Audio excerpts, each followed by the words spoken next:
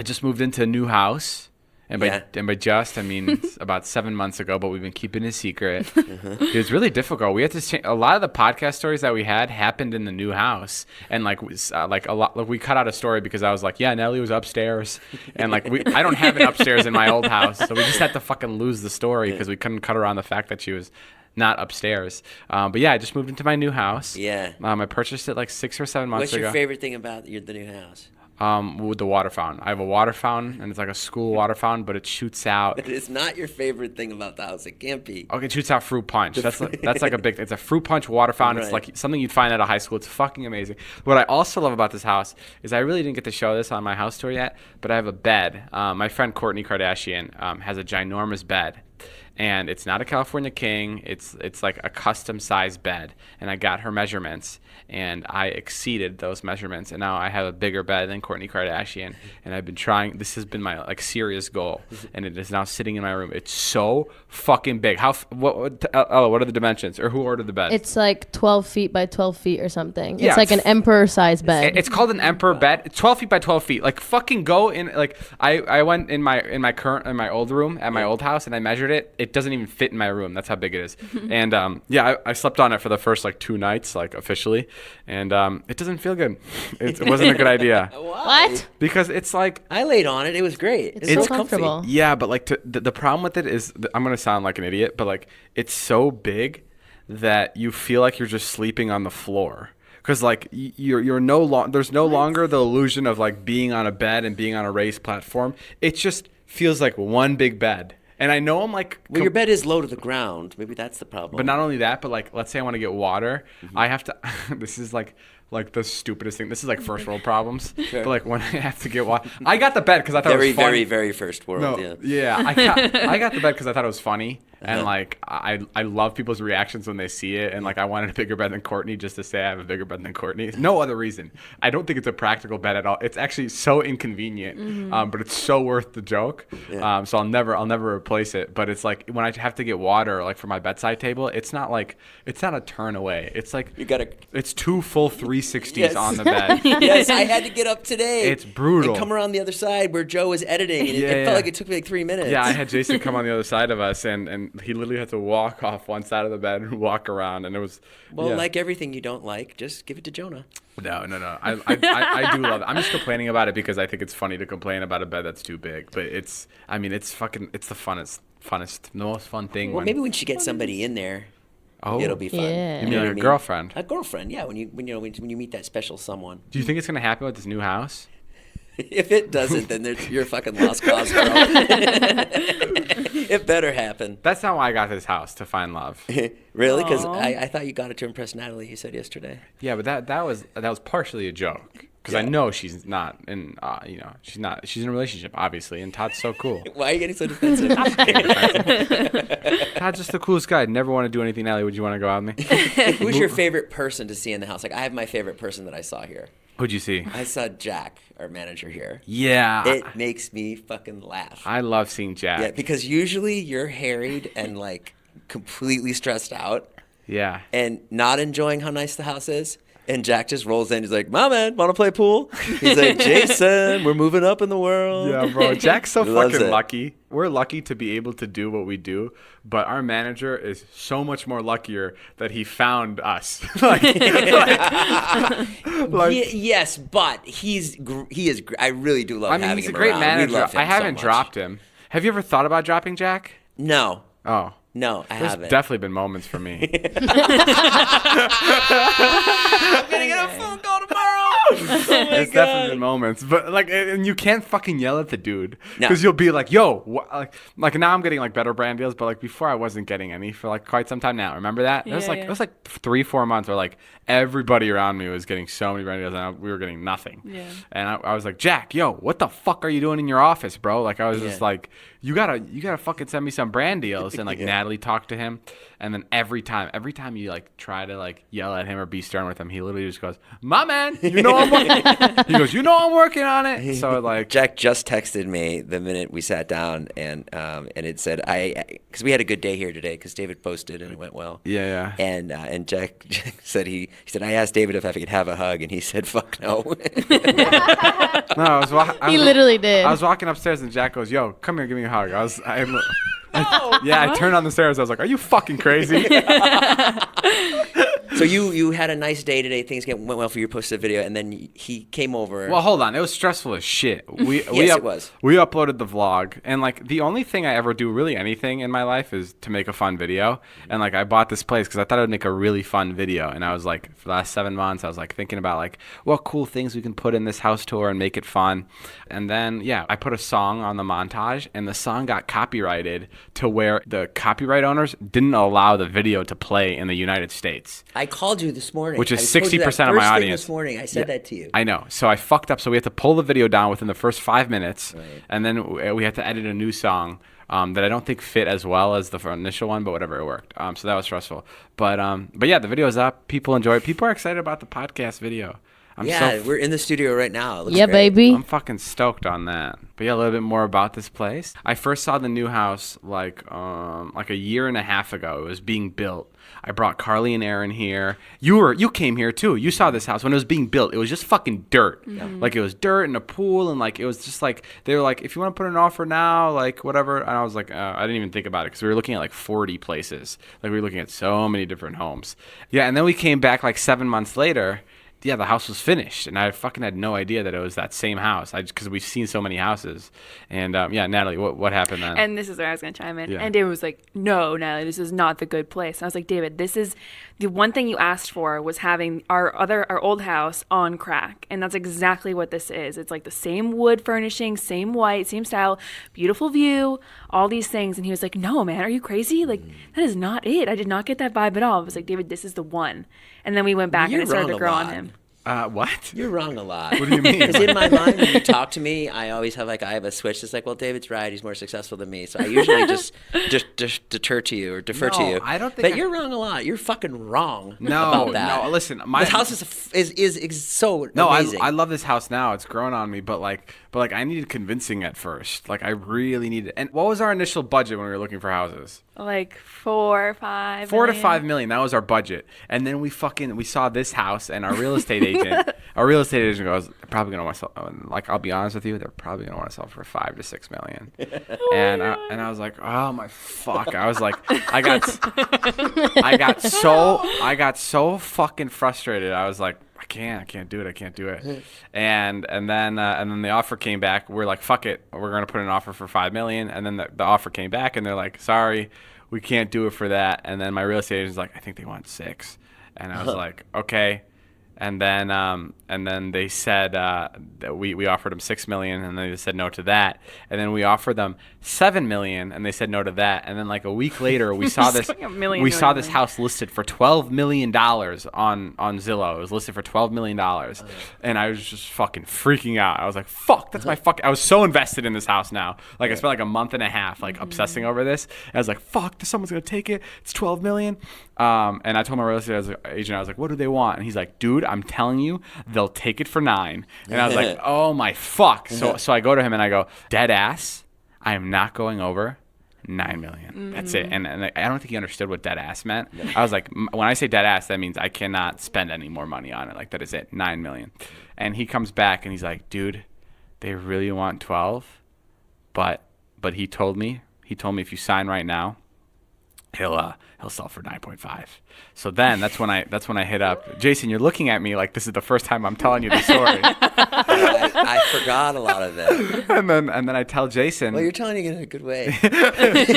And then I'm like, I can't spend any more money. I already dead ass, but 9.5 is fucking awfully close. Like I'm almost there. So I asked Ilya, Joe, and Jason to split the remainder of the money.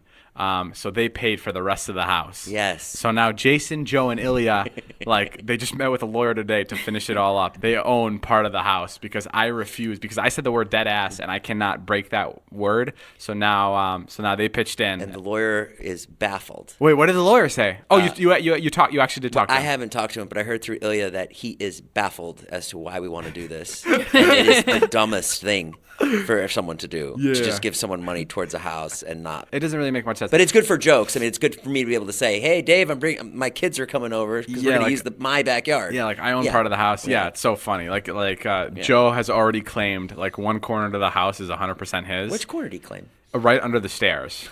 So he can store anything he The wants. Harry Potter closet? Anything he wants, under the stairs he can store, which is great. How did you go from $4 to $5 million to $9.5 million? I don't think we understood. Like, what happened? Like, where'd you find the other 5? I think we're just taking advantage of a lot here. I'd like to talk to the listeners right now. It's good that David bought such an expensive house, which means he has to podcast, which means we're going to have good video podcasts. What I was worried about the most is I just didn't want to let go of my old house, and now thankfully Jason and Jeff are taking over the rent on my old house. Yes. And they're going got a sponsor. Yeah, and they're going to turn it into like a studio, and they're just going to be filming videos out of there, which is fucking sick. Mm-hmm. So I still get to keep my old house. I'm a landlord now. Don't come to either house, but definitely don't come visit either houses. But yeah, I think that's really sick.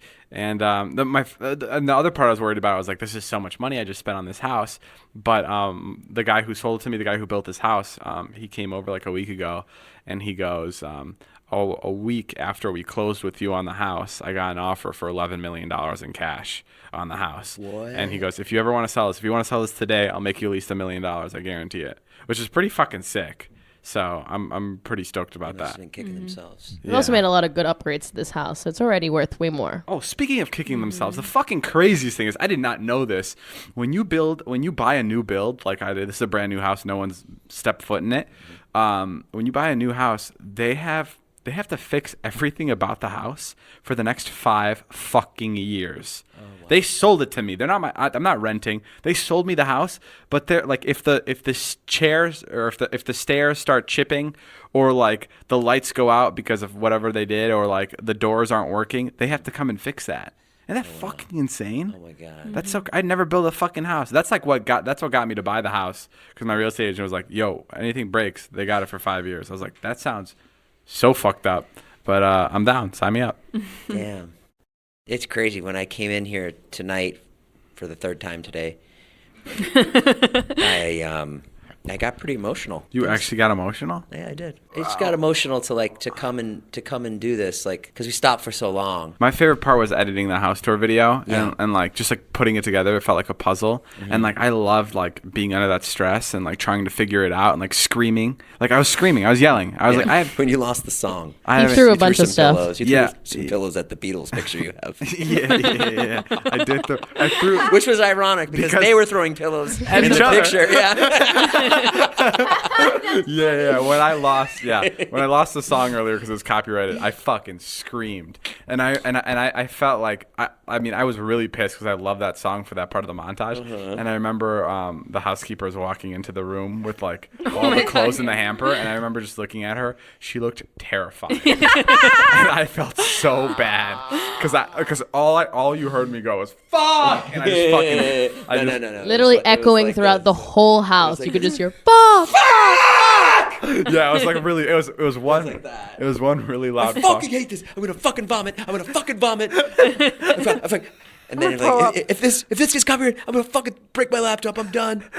You're so mad. Yeah, I was pissed. I fucking hate I don't get the copyright bullshit, bro. If you're gonna like my goal when I post videos is to get copyrighted and they take all my money. Right. Fucking do that. Don't take my video down. Like, why are you taking my video down? Like, it's just beneficial for the both of us. We're trying to protect their song. But take my money. Just take my money. Right. Why do you have to? Well, think about it. If someone took one of your videos and was like, "Here, take my money," you'd be like, maybe not necessarily you want their money. Oh, I guess. Right? like an artist like pulling the songs off like Nazi propaganda or like a video that's like fucking like fucked up. Like I could see that, but like pulling their songs off every video in all of existence, I can't wrap my head around because they have the option of monetizing it. Like you'll just make money and more people will hear your music. I feel like that sounds like a win-win to me. Maybe I'm missing something completely. It's really hard to be in this house and go back to any other house. Really? Yeah. Like when you call me and tell me to come over, I get so excited to come here. I'm like, oh my God. I'm like, it's so fun. And the human condition's so funny because like once you get used to this, then you're like, oh fuck. Like I'm sure when I go to your old place where I'm building the studio, I'm gonna be like, oh, this fucking place sucks. And that place is really nice. Right. I love that place. I mean, Ilya said that today. Ilya was like, dude, he's like, I can't even be there anymore. He's like, this place is so nice. Bro, you give Ilya the most hardcore Chicago accent I've ever heard. Like he's a fucking fireman. Yeah, that's on purpose. That's by design. No, but no, this house is great. There's so many activities. I remember I met the neighbors. Like really early on. I met them. I was so worried because I was like, dude, they fucking like when we first bought the house, an article popped up that I bought the house, even though we made everybody sign NDAs. Everybody was on a non-disclosure agreement. You didn't even agreements. buy it under your name. We bought it under some random thing like some shit. No, don't say that. Oh, is that actually what we bought it under? Oh. We bought it under a trust. No wonder you're so successful. Regardless, we bought it under like you're an open book. Regardless, we bought it under some trust and whatever I was saying, I was scared to meet the neighbors because there was an article posted like YouTuber David Dobrik buys house in this area, and I knew it. I knew like what a bad look that is. A YouTuber moving into the neighborhood, like everybody was really scared. And my neighbor came up to me that lives right under me, and he's like this Russian guy. And he was like, we were worried a little bit, and then we watched your videos, and we're really happy. And his daughter was a fan. I was like, oh my God, thank the fucking Lord. Yeah. Like I really got off scotch-free. And he was just like, and I was like, you don't have to worry about us. I don't think I'm throwing any parties anytime soon. And which is true. Like I just really don't care for parties. Yeah. And he goes, come on, dude. You're 24 years old. You have a house like this, and you're telling me you're not gonna party, dude? I was a kid like you. You gotta enjoy this. Like my fucking neighbor. I'm like, okay. Do you want me to wreak havoc above you? But like that was really cool. And like, bro, and my other fucking house is on fire. He's like, yes, he's doing it. He's partying finally, Marina. Our house is in blaze, but the boy is having fun. Can we come? They come up. They bring alcohol. Yeah. Then the other neighbors, they had like, this was like 4 or 5 months ago. I don't remember, but they like invited us over for like, to just welcome us to the neighborhood, and they were so fucking incredibly sweet. And they were like this couple that were just like, we love just hanging. Like it was like I thought. I was there with Ella, right? Ella, you went with me. I told Ella, I was like, I even said this out loud in front of them. I was like, I feel like we're about to get murdered. It was too perfect. Yeah, the way they were talking like we walked in. Oh my God, we walked in. It was like a beautiful home, and their daughter was having a piano lesson on this beautiful grand piano. Yeah. And she like looked up and she got off her seat and she waved to us. She said hello. Like she was really polite, and I was like, oh my God. Like we're like this is some like shit where like the neighbors are pretending to be nice, but they're really like serial killers. I'm like, we're gonna get fucking murdered. I know it. But no, they're so sweet, and then they invited us. They're like, we're going to Hawaii next week on the jet. If you guys would like to come, there's extra 3 seats, and it's like fucking insanity. Like these are the neighbors. Like I think that's so crazy. They invited you to Hawaii? Yeah, it's insane. I was so baffled. Where did they invite us? They were going to Mexico. Oh, they were going to Mexico. And then we were like, oh well, David can't go international. She's like, well, we also have a ranch in this other place, and we were like, and I was like, David, can I go? I want to go on a private jet with the neighbors. Yeah, I mean, that's really cool. And then the rest of the neighbors are all lawyers, which I don't know if that's a good thing or bad thing. I don't know if I'm lawyers sued. But no. Yeah, that could but be I think so far everybody quiet. fucking. The one thing that happens though that pisses me off every time I drive up the street, I swear to God I'm going the speed limit. People give me the dirtiest fucking looks. Yeah. I don't know what it is. I can't drive any fucking slower. Yeah, when you're older like I am, and you see a young kid in a nice car, you just get angry. You just even he's doing 15 miles an hour. You're just like, fuck you. So don't take it personally. Okay. Yeah, because that's what was stressing me out. I didn't get that. Speaking of the new houses, the last thing I'll say about this, before we got security and before we moved in, This was like maybe like 4 or 5 months ago. This was a while ago. There was no furniture here. We were just like checking out this house, and we were like making sure everything works. We were doing the run through, but I've already owned it for like a month. We were like building stuff. I think we were like putting the basketball court or something. Yeah, we were building stuff, and I was sitting on one of the only couches we had, and a guy walks in straight into this house, the new house, walks right into the house with a bag of Chipotle, and he looks me dead in the eye, and he goes, "Oh my God, I'm so sorry. I didn't know you were going to be at this house." That's what he said. Yeah. It makes no sense. Yeah. Like, he's like, I wouldn't have come if I knew you were going to be here. I didn't want to disturb you. it made no sense. Yeah. I didn't think you moved in yet. What the fuck does that mean? Like, if I was at the old house, you'd come have dinner here? Like in my backyard? Like, what the fuck does that mean? That was insane. And yeah, we were just like, get the fuck out of here. That was the craziest thing. Walked right into the living room. I mean, you had to literally leave the old place. The police made you leave. Well, they didn't make us, but they were like, they respectfully asked us. They were like, you should go. And we were like, yes, we'll leave. But yeah, now we're here.